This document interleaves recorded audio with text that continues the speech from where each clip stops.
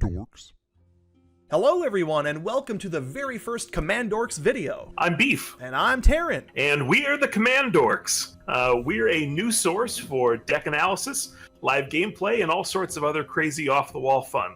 The two of us have been playing Magic the Gathering for more than a decade, and we're here to share our insights on Commander deck building and the format as a whole. So today begins our foray into making content for YouTube that others will hopefully find entertaining and inspirational for their own deck building and MTG gameplay. If you enjoy what you see today and would like to see what comes next, consider helping us out by liking this video and subscribing.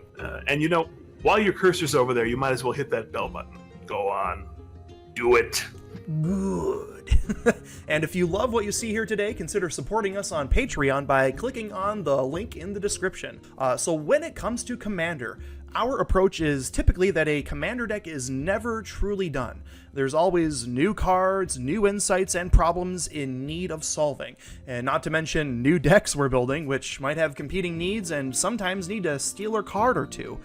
So the plan here is to bring you this content in 3 video cycles. So the first of which, as you will see here momentarily, involves the two of us bringing a Commander deck that we've built and enjoy piloting, and each deck will get an in-depth deck tech, which will examine the reasons we built the decks the way we did, including things like overall strategies, goals, key pieces, win cons, synergies, combos, piloting techniques, along with weaknesses to consider. And then for the second video in each cycle, we will live stream gameplay of a few Commander games running these decks against friends and challengers. And finally, for the third video in this cycle, at an as-yet undetermined point in the future, we plan to return to each of the decks we showcase to reflect on how the decks played during the streams, as well as any changes that we've made in the meantime, thus completing the 3-video cycle. So, with all of that said, today we are doing a deck tech of 2 very interesting decks, both of which will be linked in the description below. I will be discussing a deck I have dubbed the Erdtree, for all of you Elden Ring fans out there. The commander is Doran the Siege Tower. And I will be discussing my Lord Windgrace deck, Windgrace Woodstock. I guess I'll delve right into it. The fallen leaves tell a story. This deck will take us across the fog to the lands between. All opponents will fall under the purview of the greater will, as I ensure these foul tarnished have their foolish ambitions of victory put to rest. Sometimes the best offense is the best defense, and after all, the Erdtree's thorns are nigh impenetrable, lest some heretical fool dare to commit a cardinal sin. My main strategy here is to play high toughness creatures that skew combat, while skewing combat ever into my favor, while I swing to win with toughness. So, yeah, delving right in. So I guess to discuss the commander first, Doran, if you're not familiar, he is a 0/5 Treefolk Shaman that costs black, green, white. And he says, each creature assigns combat damage equal to its toughness rather than its power. So, not just my own, but also opponents' creatures. Guess I kind of split this out into different sections. So I'm going to delve into the mana base first. So here, then by mana base here, I mean, these are just lands that you just play them to tap for mana, or they fetch other lands onto the battlefield. So I've got quite a few fetch lands in here, things like Flooded Strand, Arid Mesa, Fabled Passage. Reason being is I have a mana dork that exiles lands to produce mana. So that's why I want to fill my graveyard with, have a good chance of filling it with at least a few of these fetch lands. Otherwise, I've got your usual shock lands, like Endatha Triome, the turn 3 lands like Shattered Sanctum. Oh yeah, another one, Murmuring Bosk is a really cool inclusion because it counts as a forest. So things like Skyshroud Claim or 3 Visits can still pull this, and it's kind of like an additional Triome in the deck because it can tap for Abzan colors. So yeah, also has the benefit of coming in untapped if I reveal a Treefolk from my hand. So yeah. So that is the mana base in a nutshell. I guess the next thing I'll move on to is ramp. So like I mentioned before, I've got Deathrite Shaman in the deck as a little 1-drop. I've gone back and forth between wanting to include Deathrite Shaman or Armored Scrap Gorger. They both do similar things. Scrap Gorger can exile a wider range of targets from graveyard, but I just like having the earlier play.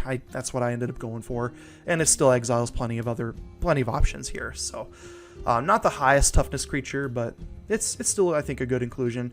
I've got things in here like and I threw in Entish Restoration. Say that 5 times fast. So it doesn't really play into the toughness thing as much, but there is a chance I could have a 4 power creature to get the extra land pulled from it. So it just fits the kind of the tree folk theme too. You can't beat the flavor, at least. Yeah, it's in there for flavor, and it still beats Roiling Regrowth, which doesn't have that clause to get an extra land. So it's just kind of just a better option overall. Definitely. Yep, and a similar card to that is Harrow, which sack a land, grab 2 basics, and then they come in untapped with Harrow, which is really nice. And then yet another is Explore the Underdark, which is great because it fetches 2 basics onto the battlefield, or gates. I don't run any gates in this deck, though. It also takes the initiative, and if you've taken the initiative for the first time in the game, you go tutor a land to your hand. So it's like Cultivate plus a land tutor, which is pretty good for 5 mana, I think. There's also some synergy with the initiative mechanic in this deck, as I'll get into as I go through the different sections I'm going to talk about. But otherwise, I've got kind of your staples like Farseek, Nature's Lore, 3 visits, Soul Ring, Sky Shroud Claim I mentioned earlier, grabs forests, which is nice. There's a land in here in my ramp I've included called Flagstones of Trocaire. If I manage to sack it to something like Entish Restoration or Harrow, it's great because when this thing goes into the graveyard from battlefield, I get to tutor a Plains card onto the battlefield tapped. So it's just a great way to help get those shock lands, or my if my Triome is still in the deck, it's just another good way to get them on the battlefield. What else do I have here? I have Undermounted Adventurer as well, which is a mana dork, 4-drop. When he ETBs, I take the initiative. He adds 2. I can tap and add 2 green. But if I've completed a dungeon, he adds 6 green instead. So pretty good payoff in the late game if I can manage to complete a dungeon. So that is, I think that covers most of the ramp. So we'll get into the most important or most powerful mechanic in the game, which is card draw. Everyone loves drawing cards, right? So I have Abzan Beastmaster, which it's not the greatest inclusion. It's basically Phyrexian Arena on a stick. It's not as good as Phyrexian Arena, honestly, but it's good. It synergizes with high toughness, and I'm ideally keeping the highest toughness creature on the board among all the players. I also have Beast Whisperer in there just to draw spells upon casting creatures. I think I have I have 30 creatures in the deck. Castle Lochthwain it is draw. It's more so a backup draw though, just in case I'm falling behind and I need a way to draw into answers or something like that. Really fun card that I like in the deck is Flumph. Because it's a political piece. 0/4 defender with flying. Whenever it's dealt damage, target opponent and myself each draw a card. So just a nice little hey, play it on turn 2, and then somebody has a little 1-drop creature, and it's like, hey, you wanna attack me? We both draw a card. So it's fun. And then Indatha Triome is another kind of backup draw in the deck. The powerhouse draw, or one of the powerhouse draw mechanics, is Orin Frostfang. Just a really good inclusion, I think, because all my attacking creatures will get Death Touch. Whenever they connect, I get a card draw, and it's a high toughness creature. So just all sorts of good things going on with that one. Another cool one that I fit into the deck recently is Runic Armasaur. A little 2/5 dinosaur. Whenever an opponent activates an ability of a creature or land that is not a mana ability, I get to draw cards. So there's plenty of things out there with activated abilities, and maybe more, this day and age, maybe more lands than you would think that would, like a fetch land, I guess, would trigger this, right? Because it's not adding mana, it's fetching a land. Yeah. So, yep. So it's relevant, I think, especially in Commander. Another kind of pseudo-draw mechanic is Sapling of Kolfanor. It's a 5-cost creature, 3 and 2 hybrid mana for Golgari hybrid. It's a 2/5 indestructible. Whenever it attacks, I reveal the top card of my library. If it's a creature, I gain life equal to its toughness and lose life equal to its power, then put it in my hand. So more times than not, I'm going to be gaining life and putting a creature in my hand. So it's effectively card draw on attack about 29% of the time, given the amount of creatures in deck. Another one. Those odds. Yeah, it's pretty good. And then another one that probably one of my favorite inclusions in the deck is Shedrick's Silverquill. It's a 2/5 flyer with double strike, and then beginning of combat, I'm gonna more times than not pick myself to draw a card and lose a life, and then probably give an opponent a 2/1 flyer, or if they don't have any creatures, hey, I'll just give all of them, give all the creatures +1/+1 counters if they don't have any, right? So it's a pretty good one. I mean, being able to attack for what effectively 10 in the air is really good. I also have Tome of Legends because I have a low cost commander, but I'm also wanting to attack with Doran most of the time, and this is going to get counters whenever I'm attacking or commander ETBs. Just a really good card draw mechanic over time. And then finally, I have Wall of Omens, just a pretty run-of-the-mill draw card on ETB. And is a high toughness defender. So, yeah, that's the mana base, ramp, card draw. I guess I'll get into what I've dubbed like multi-purpose. So these are cards that have either multiple options, or they do more than one thing. Like maybe it ramps and draws, or maybe it removes and ramps, or something like that. So, for example, I've got Abzan Charm, which is pretty good. It's Abzan colors, instant speed. I can either exile target creature power 3 or greater, or it's basically instant speed, Sign in Blood. It does have an option to also distribute 2 1/1 counters among 1 or 2 creatures. I'm usually not going to do that because I want to maintain low power. There's some skulk mechanics in the deck, so I want to keep a low power so I can swing through most of the time. I've got Binding the Old Gods. I really like this card because it's just a 4-drop, destroy any non-land permanent an opponent controls, and then next step after my next draw step, I get to search my library for a forest card. So that's it could be a Triome, it could be the what I mentioned before, Murmuring Bosk. So pretty good. And then the final step is somewhat relevant too, giving all my creatures Death Touch. If I'm always wanting to swing through, could be an incentive to or disincentive for my opponents to block. I've got another card that's Foul Renewal. So this is basically removal and recursion. So I return a creature card from my graveyard to hand, and then target creature gets -X/-6 until end of turn, where X is the toughness of the card returned.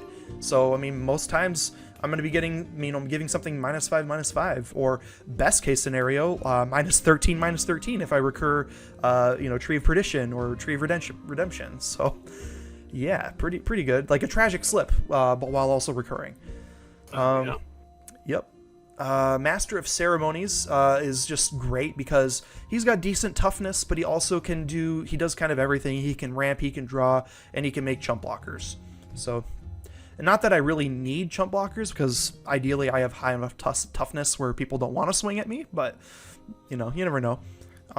Skeleton Key is kind of there for an evasion piece, but also draws, or I guess more so looting. I mean, you're still drawing through your deck, so pretty good there. And then Treeful Harbinger is in the deck. He's just a 1-drop 0/3 without defender, so I can swing with this guy. But he tutors either a forest to the top of my library or a Treefolk. So he can grab one of my key pieces that I like to get, which is Indomitable Ancients, which is a 2/10 creature. So I could be swinging for 10 toughness pretty early on with that. Another good thing to grab with that is Timber Protector, basically to give my commander indestructible, and any other tree folk I might be able to get out there too. So I guess while I'm there, we could touch on protection/recursion is kind of what I've lumped everything into. So I have Outercar Valkyrie, which is a 4/5 flying angel, has vigilance too, but it can basically it has a tap ability that says when target creature other than Erdtree Valkyrie dies this turn, return that card to the battlefield under your control. So it's just a way to protect Doran or some other key piece that I want to keep on the battlefield. Got Balagad Recovery, kind of a commander staple at this point. Kolfanor, the Last U, is there for board wipe insurance. Pretty nice, because when he or another creature dies, return up to one other target creature card with lesser toughness from your graveyard to your hand. Lightning Greaves, Robe of Stars is nice, not just for the phase out effect, but it also is gives +0/+3. Takanuma, Abandoned Mire, and yeah, I mentioned Timber Protector already as well. Should touch on removal, right? That's pretty important. Got Bajuka Bog, I guess I've counted that. I mean, removing Graveyard is pretty good to count as removal, I think, because there's a lot of Graveyard shenanigans in Commander these days. Besieger Who Endures is there. I've got quite a few board wipes that try to skew things in my favor. Ideally, I wipe most of my opponent's board while leaving mine alive. So I've got things in there like Fell the Mighty, where I choose a creature with low toughness, and then it destroys everything with greater toughness than that creature. Slaughter the Strong, Solar Tide, and Wave of Reckoning. All good things that tend to favor things with higher toughness in play. But I also have really good, some good staples like Terra Sunder. I think it's safe to call that a staple at this point. I don't know. I avoid the word staple typically in general, okay. But I do like Terra Sunder. It's a great card. It's pretty good. If you're running Golgari and you want a good exile removal, it's a solid choice. Yeah. Yep. I do have Silklash Spider in here as well. He's a high toughness with a creature with reach, but I can also pay X and 2 green to deal X damage to each creature with flying. So it's kind of combos with Flump a little bit, where I can just ping Flump for 1 and draw a card and give my least threatening opponent a card draw as well. So, or I guess who I perceive as the least threatening, right? Right. There is Merciless Eviction, which is just a good way to, if there's some make your friends cry. Yeah, if there's an artifact deck that's just getting out of control, or if there's a Super Friends deck and I just don't want to look at those Planeswalkers anymore, I can just play Merciless Eviction. Mm-hmm. So, Fracture is just a good flexible flexible removal, and yeah, I think that kind of covers removal. Moving on to, I guess we'll go into what I've called utility, which kind of plays into your overall strategy, I guess, kind of supports your commander and your main strategy. So I've got Access Tunnel, which gives evasion to lower power creatures. Assault Formation is kind of a backup commander, along with Rasad, just because they let my creatures swing with toughness rather than power. And Rasad has a late game payoff too if I've completed a dungeon. It says if you have the initiative, double the toughness of each creature you control until end of turn. So yeah, that's pretty good. Shizo, Death Shorehouse, another way to give evasion to Doran usually. Sidar Kondo, another evasion piece. Slagworm Armor's in there to buff, usually to buff Doran to get him in Voltron mode. Vault of the Archangel is there for some survivability, but also potential combat tricks to give my creatures Death Touch at instant speed. White Plume Adventurer is pretty good. He lets me untap a creature on each opponent's upkeep, or if I've completed a dungeon, I get to untap all my creatures. So that's pretty good. Oathsworn Giant is there as a kind of an anthem, gives everything vigilance. Ensnaring Bridge, another way to help sway combat in my favor, hopefully stopping opponents from attacking with their high power creatures while I swing with my low power, or my low power creatures. Crop Rotation's in there just to get a key piece land. Ideally, that's in there so I can sacrifice Flagstones of Trocaire. Crashing Drawbridge is just it's fervor for non-red. Brave the Sands is good, just gives everything vigilance and lets me block an additional creature with each of mine. And then there's behind the scenes to give all my creatures Skulk. Let's see, key pieces. So these are things that hopefully help me try to win the game, I guess. So Akroma's Will is just a good finisher if you've got a decent board state, and you have enough damage on board to swing through with. This usually does the trick. Ancient Gold Dragon, just a 10 toughness flyer in the air that gives me a bunch of 1/1s to hopefully, on later turns be able to help at least take one player out. Ikra Shadiki is in there because it's just kind of a not really a game-winning piece, but survivability piece. In case I'm up against a burn deck or something like that where my life is getting low, this will help me gain life pretty quickly. Indomitable Ancients is just good as an early threat. High toughness early threat is the idea there. Last March of the Ents. Technically, I guess you could count this as a big card draw, but usually I see it more as kind of a finisher because, hopefully you're laying down just a ton of creatures that you've drawn into. So best case scenario for me is probably having like Tree of Perdition out there and just play this and draw 13 plus cards and then get a bunch of creatures in play with that. Stone Skin is also a potential way to trick a little combat trick to get Doran at 15 or more toughness swinging through. Tower defense is great if I have a decent amount of creatures that I'm swinging with, and they all get +0/+5. And then there's also Zetalpa, which is just a big bomb, indestructible flyer with double strike, vigilance, trample. What's not to love there? And then literally unplayable outside of this deck, but great for that deck. It's pretty good. I mean, it's 16 damage in the air. So, yeah, it's super relevant for you. Yeah, it's not bad. And then it's a great thing to drop with Last March of the Ents. If I draw into Zetalpa, it's just like there it is. Right. So, I think I've gone through most of my sections here. I guess there's an other section where I didn't quite know where to throw these, but I think there's still a pretty viable piece in the deck.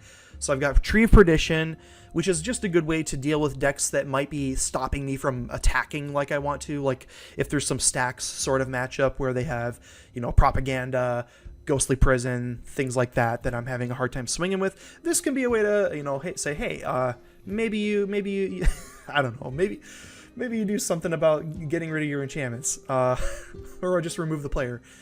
Tree of Redemption is there for a potential way to help save myself. I wish I had a little more synergy for this piece, but I like it in there. It's kind of there for thematic sake too. Trees. Yeah. And then Vicious Battle Rager is just a common from the Baldur's Gate commander set, but it's really good in this deck. It's a 4-drop that takes the initiative on ETB. It's a 1/5, but whenever it becomes blocked by a creature, that creature's controller loses 5 life. So either he's swinging through, or if you're blocking him, you're losing 5 life. So it's, unless he's removed, he's kind of a guaranteed 5 damage, assuming I have the swinging with toughness online. And you're already doing the initiative thing, so it fits as perfectly as you could want. Yep, exactly. Plays into the initiative mechanic as well. So hopefully, that is a nice thing. Is in the initiative, it's like the first step I tutor a land. The next step can be, I don't remember off the top of my head, but eventually you could do things like scry or get a treasure or even draw a card on one of the options. So and the fact that you're doing it in a fair way, chef's kiss, because it seems like the only time I ever see it is someone doing a terrible Tivit pile that just makes everyone sad. Yep. Oh my gosh, and I didn't think of this until now actually, but the final step of the Undercity is a way to cheat a creature into play. So another good way to get Zetalpa out there, right? There you go. So, and then finally I have another piece in here, Weathered Sentinels, which is really cool. It's a defender with vigilance, reach, and trample, 2/5. It's only a 3-drop. And it can attack players who attacked you during their last turn as though it didn't have defender. And when it attacks, it gets +3/+3 and indestructible until end of turn. So it's pretty good. Swinging for 8. Piloting techniques. So with this deck, I suppose one thing to be looking out for is, or prioritizing rather, with removal is taking out opponents' high toughness creatures. Right, like I'm not going to care as much about like high power threats. Ideally, they're not as much of a threat just due to the Doran being in play. So usually try to prioritize high toughness threats. Can't let anyone take advantage of your commander. Right. I am the high toughness deck. Nobody else can be. But yeah, yep. And another thing is I really want to keep Doran in play. A lot of the deck relies on being able to swing with toughness. So getting him out there early, also, he is just a 3-drop, so I guess, and I'm running green, so I'm going to have ideally some reliable ramp. So if he's removed once, probably not the biggest deal. And I guess, keeping him out there is kind of key. And I guess for, opening hand, typically want to keep 3 lands, try to get a turn 2 or 3 ramp spell, and 1 source of card draw, along with utility pieces to support the toughness attacking. One of the best things in opening hand might be Crashing Drawbridge, which could lead into some pretty spicy turn 3 plays to try and put opponents on the clock. Like I mentioned before, the Indomitable Ancients. There are scenarios where I could potentially get those out on turn 3 or 4 and be swinging with 10. And yeah, it'd be nice. I don't think it's ever happened before, but another thing with the deck is to, and this is probably true for most creature decks, is to try to be mindful of not overplaying creatures unless I have like some sort of insurance piece like Kolfanor on board. So it's good to keep a few creatures back in my hand if I'm in anticipation of a board wipe, which will more than likely happen at some point. Yeah, one of the weaknesses is constant removal of Doran, so I just want to try and keep him in play and take advantage of those protection pieces that I have in there. But yeah, that kind of sums up my deck, so we'll move on to Beef's deck. My deck, as I said before, is Lord Windgrace, and the name of the deck is Windgrace Woodstock. So, here's the pitch. The year is 1969. The place, the plain of Urborg, which many have described as the upstate New York of the MTG universe. It's the summer of love, and a few headlining Planeswalker performers are here to perform the greatest Jund hits for a crowd of adoring Token fans. But make no mistake, this is the Big Cats show, and Lord Windgrace is not a fan of artifacts. On a more serious note, this is a pure landfall token strategy with Planeswalker support and a penchant for playing in the graveyard. No artifacts. So, getting into the deck a little bit here, mana base. As I said, no artifacts in the deck, and no artifacts in the deck means that we have more slots for lands, and more slots for lands equals more landfall triggers and more tokens. So, to kind of break down the bulk of my land pool, I'm running 42 lands in this deck. 43 if you count MDFCs. I'm running 3 fetches, 3 bounce lands, 2 shocks, 2 cycling lands, Fabled Passage, Lotus Field, both the green and black channel lands. I believe that's Yavimaya. I've got Yavimaya as well, but it's Boseiju? Boseiju, thank you. There we go. Boseiju and Takenuma. That's correct. Yep.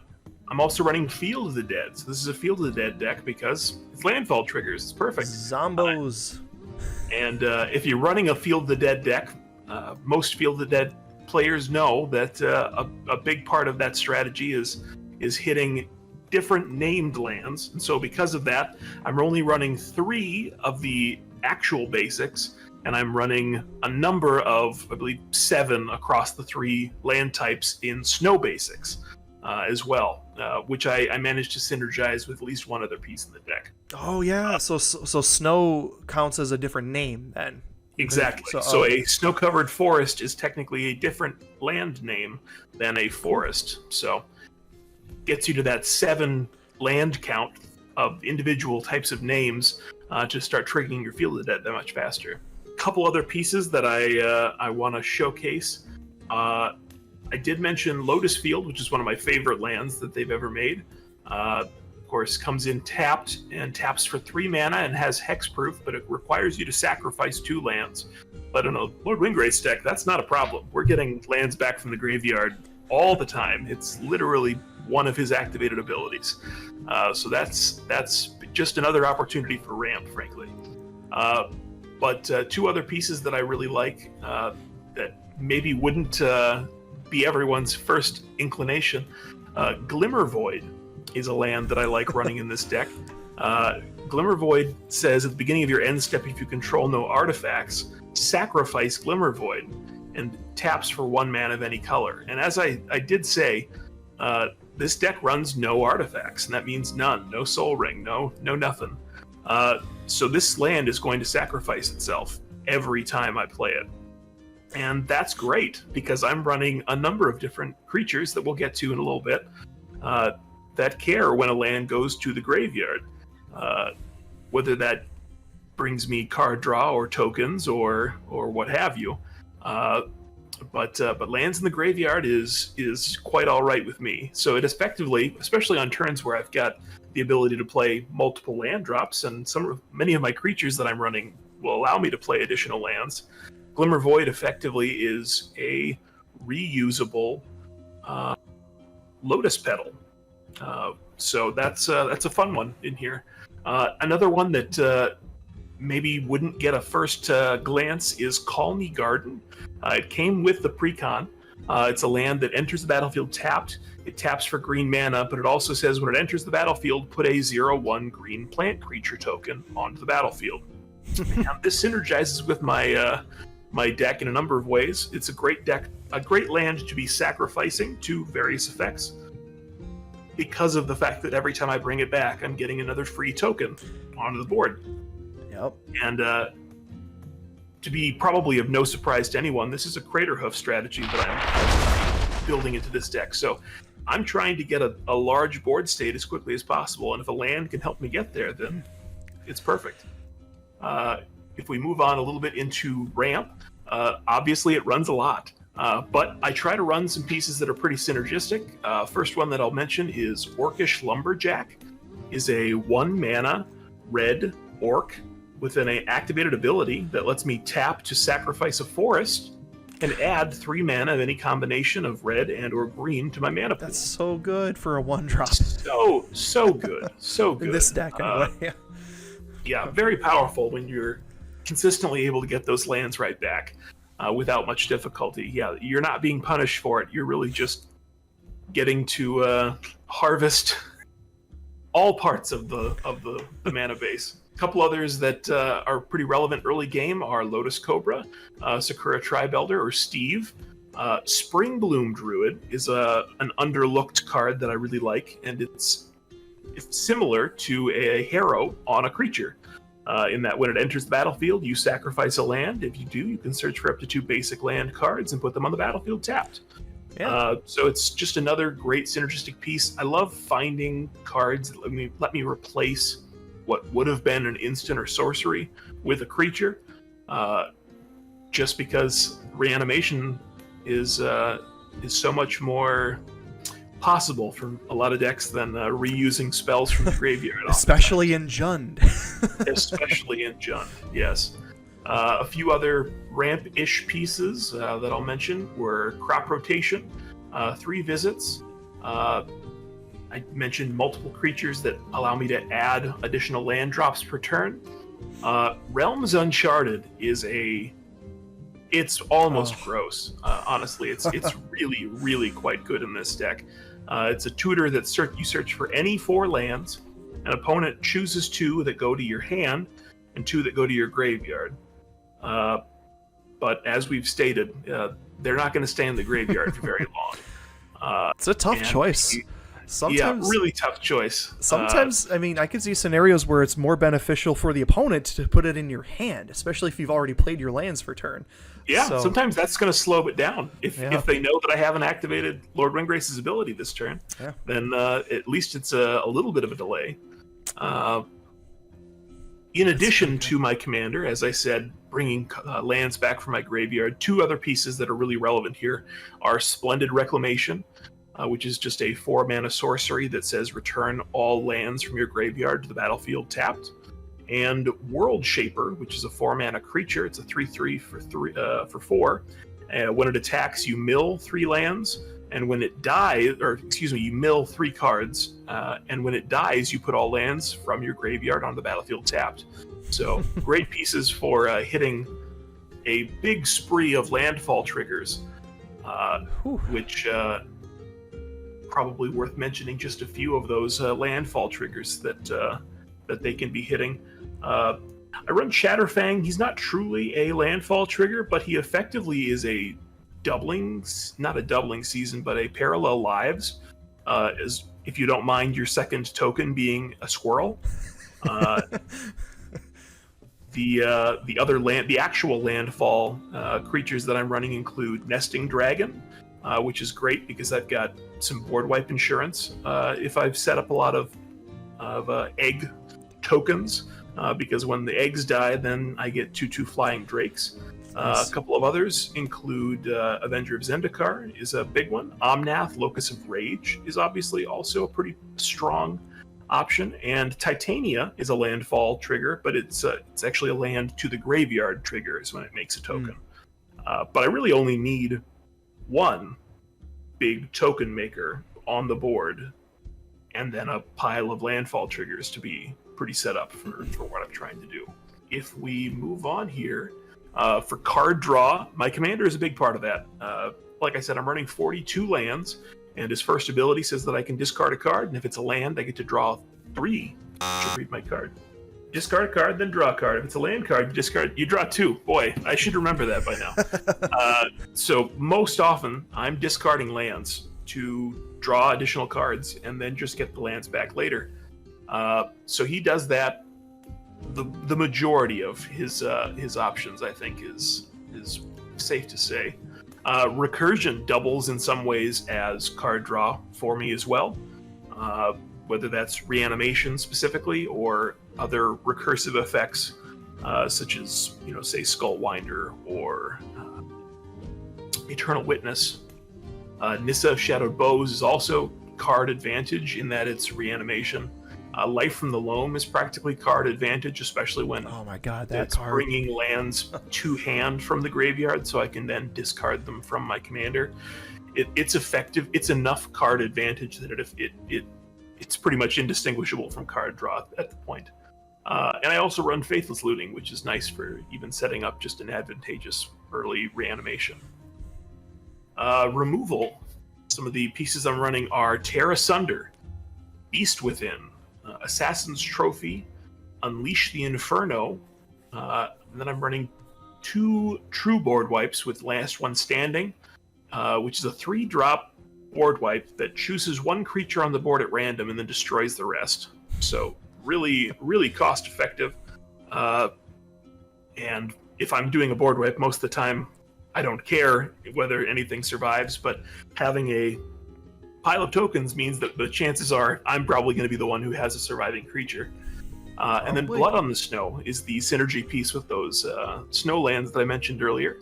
If depending on how much snow mana I spend on it to cast Blood on the Snow, I can reanimate a creature of that much CMC or less from my graveyard. So there's a lot of great options that I can hit. Or Planeswalker. Or Planeswalker, thank you, Yeah. good catch. Yep. Another piece that's pretty relevant is Culling Ritual, is the bane of every artifact and equipment fiends. Goodbye, treasure deck. Yes, goodbye to all of your mana rocks, well, your really efficient mana rocks at least, because this is Lord Windgrace's purview. I didn't make this up. I found out through the lore that Lord Windgrace himself really despises artifacts. Apparently there was some sort of event on his plane. I want to say it was Urza, but now I don't remember if that's accurate, so I'm not going to say that for sure. Something happened where in his past he had a real bad run-in with an artifact once, and it created, I believe, Urborg, the swamp that touches everything. Yeah, I feel like it's my duty, especially to lean into the advantage of not running artifacts myself, to really punish the decks that are relying on that and really press my land advantage. And I like that kind of edge case deck building where you're finding advantages that maybe people aren't thinking about in their average deck build. And then, of course, the big removal piece is Bane of Progress, which is also a very appropriate piece for this method. My deck's only running 3 enchantments and 0 artifacts, so there's a great chance that I'm not even going to be affected by this at all. And if I am, I can accept losing a piece or 2 for the sake of getting a nice hefty advantage on on board state. As far as my multi-purpose cards, I do have, in addition to my commander being a planeswalker, I've got 5 other planeswalkers. That's Renin 6, Garruk Wildspeaker, Nissa of Shadowed Bows, Vraska Golgari Queen, and Xenagos the Reveler. They all have little abilities that can be tertiarily beneficial, but the probably the most multi-purpose can be Gamble and Entomb. They're both effectively... I tend to treat them both just as Entombs, because they're going to put something in... Gamble's going to put something in the graveyard. And with my luck, it's probably the card I want. But sometimes that's just fine. I don't mind throwing an extra land in the graveyard. I mean, I can justify that in many situations. Entomb can be a pure tutor, especially if I want just a specific land. Yeah. Yeah. Mentioned Recursion a little bit earlier with Eternal Witness, Balaged Recovery. Skullwinder is one of my new favorites. It's a political Eternal Witness that when it enters the battlefield, it's a 3-mana, 1/3 Death Touch Snake. When it enters the battlefield, you return target card from your graveyard to your hand, and you choose an opponent to do the same. I've seen people describe or discuss situations where the value you can get out of this is the ceiling is very high, is what I'm trying to say. What you do is if they've got nothing, then it's fine. You know, you can get somebody early game and give them nothing. But if your opponent has a removal piece for a problem on the board, and it's in their graveyard, it's very easy politically to say, hey, you know, I'll give you this piece from your graveyard back as long as you use it to take care of that problem. And in the meantime, you're getting a card you want back, but you just got them to spend some mana and remove a problem for you. I mean, there's a lot of value to be found, potentially, in a Skullwinder, and I really love a political piece. That's what makes Commander really fun to me, is those moments where you're able to play a little Game of Thrones and see who is worth helping for the moment. Or another thing is, if there's someone that's been a big problem, you Bajuka Bog them and then play this and choose them. There you go. Options. Exactly. Exactly. One of my favorite reanimation cards. I run Reanimate. I run Dread Return, which is also fantastic. Dread Return can win the game for me quite often. Easy, just sack 3 creatures when it's in the graveyard and get something huge back is huge. But my favorite is Incarnation Technique. It's a 5-mana sorcery. It's got Demonstrate, which allows you to give a copy, again, to your opponent. So any target opponent can then mill 5 cards or return a creature from their graveyard to the battlefield, but then you get to do so twice. And boy, putting 10 cards in the graveyard is so great in a deck that wants to play in the graveyard. I tried for the longest time to run, there's a 6-mana enchantment that when it enters the battlefield, you mill 10 cards, and then every turn you choose a card at random, and if it's a land or a creature or something, it goes on the battlefield. And it would get removed every time. And Incarnation Technique does exactly what I want that to do without sticking around to be blown up by somebody. You're getting probably 2 creatures back, and if you've set yourself up ahead of time, you know, you can guarantee that you're getting great creatures. Sure. In addition to filling your graveyard with a bunch of lands or useful pieces that you're going to want to get back in one way or another. So if you have like a crazy board state, but you need a way to close out the game, you play this, or no, you could Entomb Craterhoof and then play this, and, you know, get Craterhoof and something else crazy, and swing. Yeah, so absolutely. Yep. Some protection effects. This is where I'm limited, and I'll say that this is probably the weakest area, is protection. But my two main pieces are Constant Mists, which is a fog, a very rude fog. It's rude in the fact that it doesn't go away, especially in a deck like mine where its buyback ability is meaningless, in that it requires me to sacrifice a land to then return Constant Mists back to my hand. And it says creatures deal no combat damage this turn. It was a great way to spend $4.20 on April 20th this year. It was great. I really appreciate that pity seller. It was perfect. Constant Mists can make people quite sad if they don't have a solution. It's a good time. The other piece is Endurance. I suppose now is as good a time as any to bring up that I do run Protean Hulk in the deck. I don't run it as a game winner. I know that's typically how people run it, but I'm just using it as a multi-tool, get whatever I need specific out.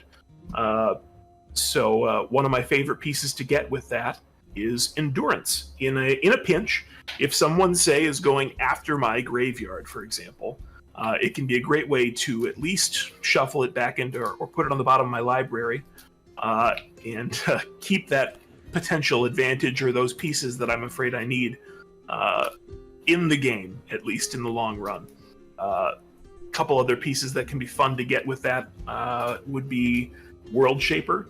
Is pretty great to grab with that. I can grab a Bane of Progress with a Protean Hulk. I can grab Vorinclex Monstrous Raider and make everyone really unhappy right before I drop a couple Planeswalkers.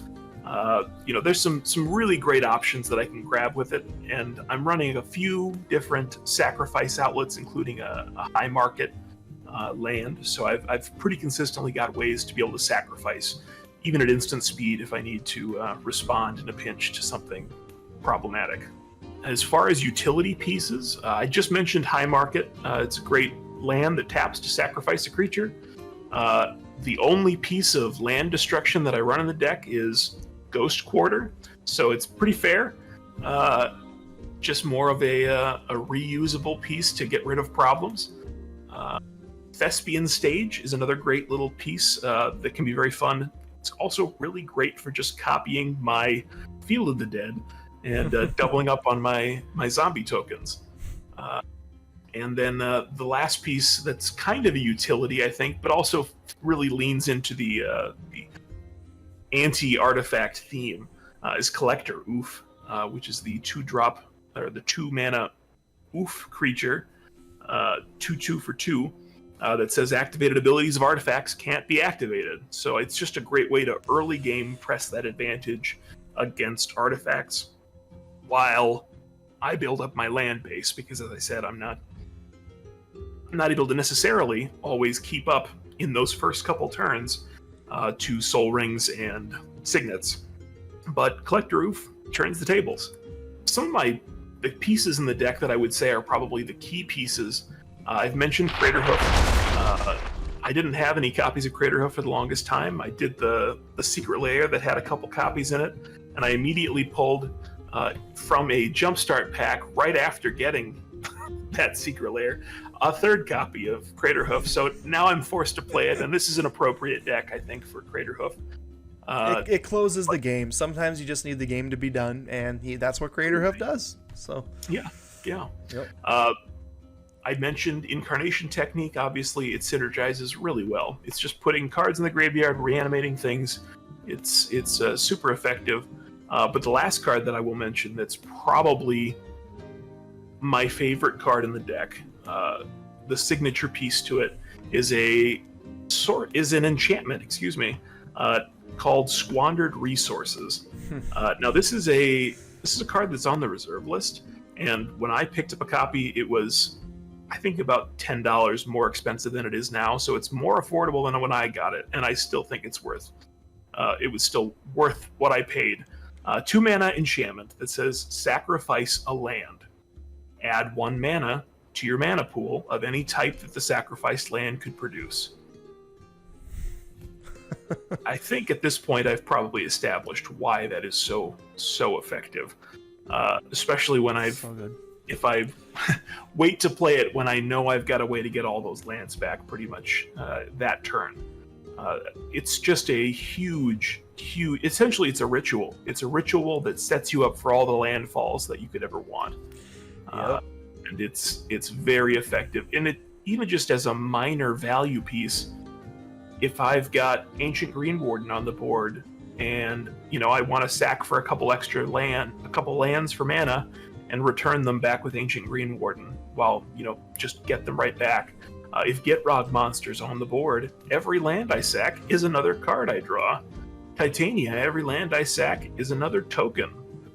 So there's a lot of pieces in here that make it extremely synergistic, and the moments that have been the most exciting playing this deck are when I'm playing on the edge of a knife with squandered resources, because it could all blow up. And that's kind of the fun of it, is if somebody counters a key piece in that chain of returning all those lands, then well, another cool thing about squandered resources is you can respond to, say, like a Crozen Grip, even though it has split second, because this is a mana ability. It doesn't use a stack, so you can, it's like, catch. Oh, you're going to try and destroy this? Okay, let me sack all my lands and do something crazy then, and I could sack all my lands and then tap my or wait a minute, I couldn't do High Market in response to the Crozen Grip because it wouldn't be that's an activated ability, it's not a mana ability. Right, yep.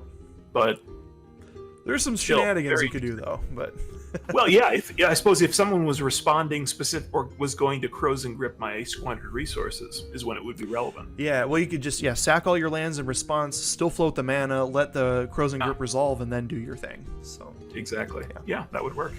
A couple other synergies, not really combos, but synergies that I run in the deck. As I mentioned, I am running 5 additional Planeswalkers in addition to my commander.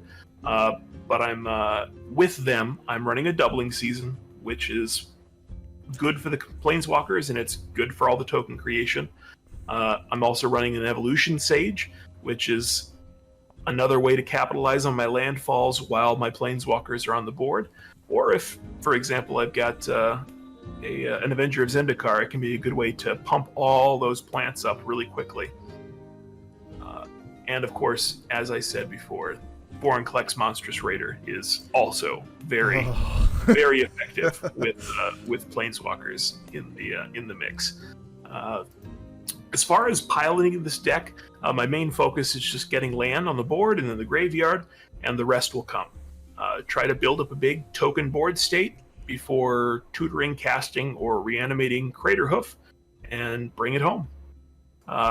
Just got to take advantage of your limited enchantments that I'm running and punish my opponents by wiping key artifacts and enchantments from their board. And at that point, then the mana advantage and the board state advantage is going to crush. Fingers crossed. As far as weaknesses, as I said, possibly in the protection area. One card that I'd like to get a copy of, and maybe we'll put in the future, will be a copy of Heroic Intervention. Would be good just to save my board in those situations. But for the most part, the deck wants to be on the offensive, and that's what it's built to do. And like static graveyard hate too probably would give it a tough time. Like what's it called? Rest in Peace, things similar to that, or Graph Digger's Cage, things that stop things from graveyard going or entering battlefield and whatnot. With Rest in Peace, it's just something you just have to accept, because if it enters the battlefield, it's happened. It's all exiled. That's it. Yep. So then I just have to rely on my removal, and I've got quite a bit of removal, so I can get rid of that Rest in Peace going forward. But yeah. It's a weakness, but I think that's fun. I think hasn't it's fun stopped you in the past. It hasn't, and I like to build on that knife's edge. Try to do it as pure as possible, and if you fail, at least you failed trying to do something beautiful. All right, but that is the deck. Well, I guess that concludes this first video. We owe a big shout out to our friend Dani, who did an amazing job putting together our logo as well as the channel art. We couldn't have done this without her, so just want to give her a big shout out and for her helping get this channel on its legs. Thank you, Dani. If you want to view the 2 decks we discussed, click on the respective Moxfield links in the description below. And if you enjoyed this video, please subscribe and join us for future CommanDorks fun.